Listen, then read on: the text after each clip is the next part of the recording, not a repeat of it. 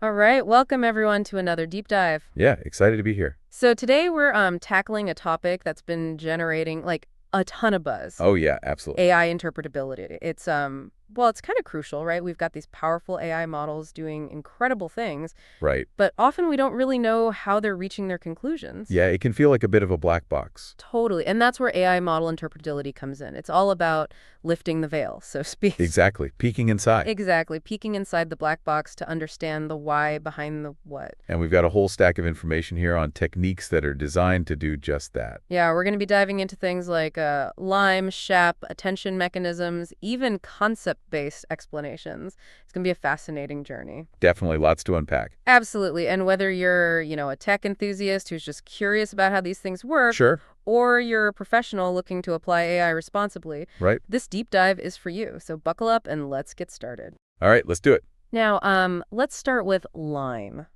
Local Interpretable Model-agnostic Explanations. Kind of a mouthful, right? Yeah, it is a bit, haha. But the core idea is actually pretty straightforward. Yeah, at its heart, LIME is all about explaining a specific prediction made by a complex model. Right, so instead of trying to understand the entire massive neural network, we're just focusing on one particular decision. Right, and we're not even trying to understand the whole model in that case, just how it behaved around that one prediction. Okay, so how does it do that? So imagine you've got this complex model, Mm-hmm. and you give it some input data. Like, say, an email, right? Perfect, an email.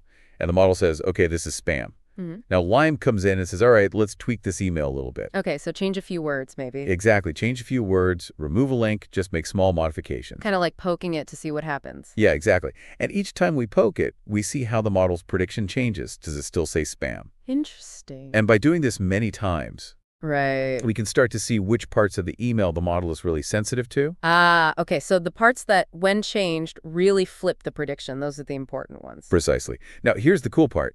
LIME takes all this data from our little poking experiment Mm-hmm. and uses it to train a much simpler model, Okay. usually something like a linear model, which is easy to understand. So it's basically like creating a simplified version of the complex model, but only for that specific area around the email we're looking at. Exactly. And this simpler model can tell us, okay, these specific words or features in the email were the most influential in the model's decision to classify it as spam. So if I'm trying to understand why an AI flagged a transaction as fraudulent, Right. LIME could tell me whether it was the amount, the location, the time of day, or whatever that tipped the scales. That's a perfect example.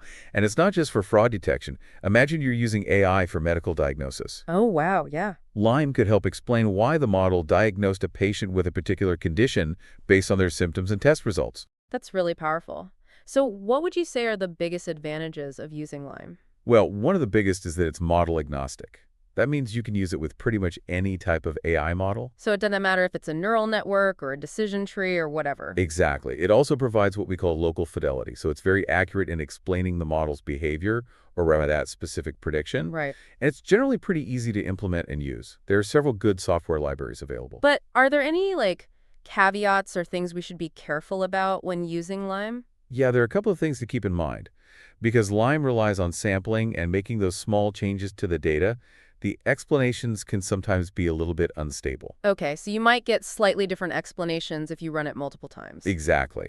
And there's always a trade-off between how simple the explanation is Right. and how accurately it reflects the true complexity of the underlying AI model. So a very simple explanation might miss some nuances. Exactly. It's about finding that sweet spot. Okay, that makes sense. So LIME is all about local explanations for single predictions. Now let's talk about SHAP, which I understand takes a more global approach. Absolutely. SHAP, or Shaper Additive Explanations, is a really cool technique that uses game theory to understand feature importance. Wow, game theory. That sounds pretty heavy duty. It might sound intimidating, but the basic idea is pretty intuitive. Okay, I'm intrigued. Tell me more. So imagine you're playing a game, right? Mm-hmm. And in this game, each player contributes something to the team's success. Like a soccer team, right? Each player has a role. Exactly, a perfect analogy.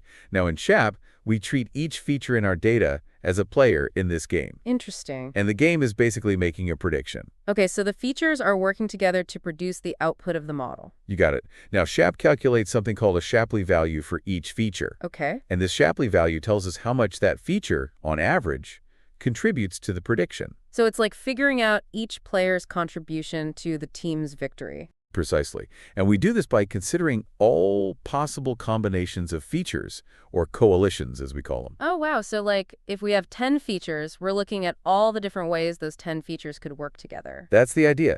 Now, I know that sounds computationally expensive, and it can be, especially with large data sets. Right. But the beauty of SHaP is that it gives us a really robust and theoretically sound measure of feature importance. So I could see exactly how much each factor contributed to, say, a loan approval decision.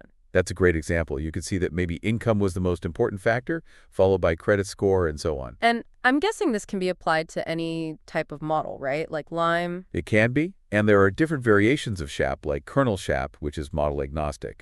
Then there's Tree SHaP, which is super efficient for tree-based models, Okay. and Deep SHaP, designed specifically for deep learning models. So there's a flavor of SHaP for everyone. Pretty much, yeah.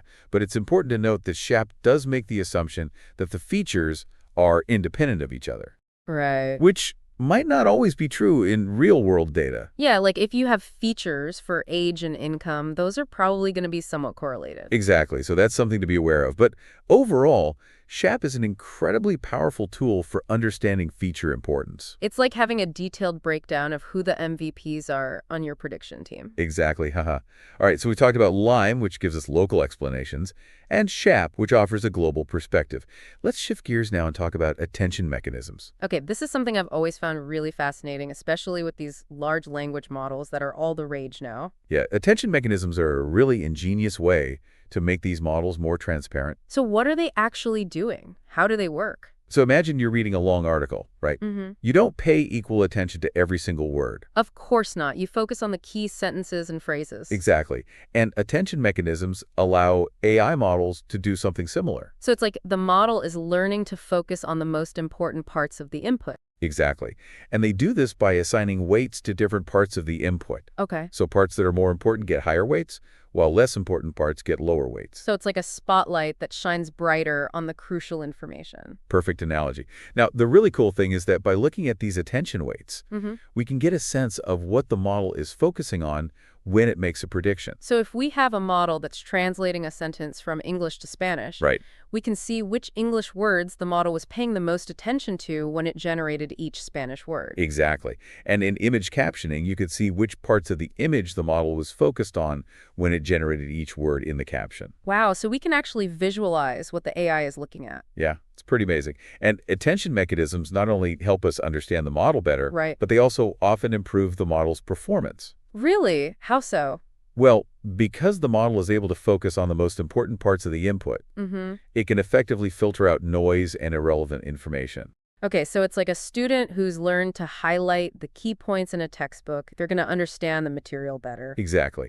But it's important to remember that attention doesn't necessarily equal causation.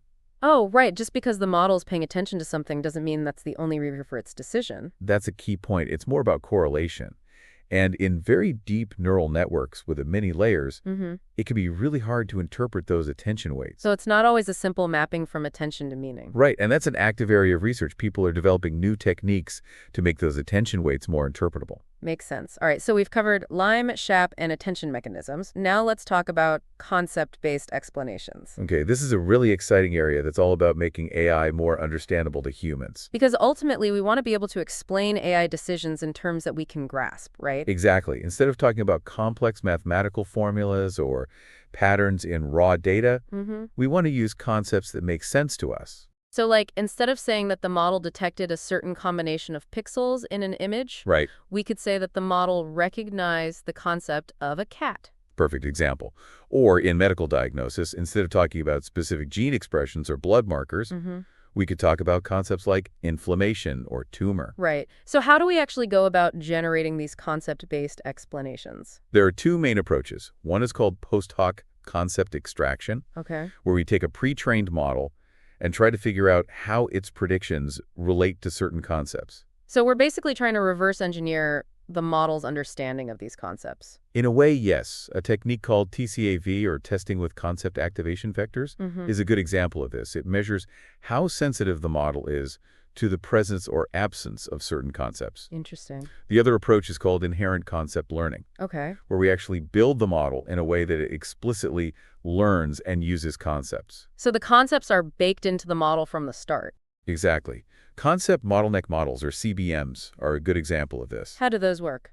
So let's say we're training a model to classify images of birds. Mm-hmm. In a CBM, we would first force the model to learn to predict the presence or absence of certain bird-related concepts. Like has feathers, has a beak, can fly. Exactly. And then the model uses these concept predictions to make the final classification of bird. So it's like the model has to first explain its reasoning in terms of these concepts before it can give the final answer. Yeah, that's a good way to think about it. And this makes the model much more interpretable to us because we can see which concepts it relied on. Right, if the model says it saw feathers and a beak, it's pretty clear why it classified the image as a bird. Exactly. But of course, there are challenges with concept-based explanations too. Of course. What are some of the biggest ones? Well, one of the biggest is figuring out which concepts are actually relevant and meaningful for a particular task. Right, that sounds tricky. It is, and it often requires a lot of domain expertise. Mm-hmm.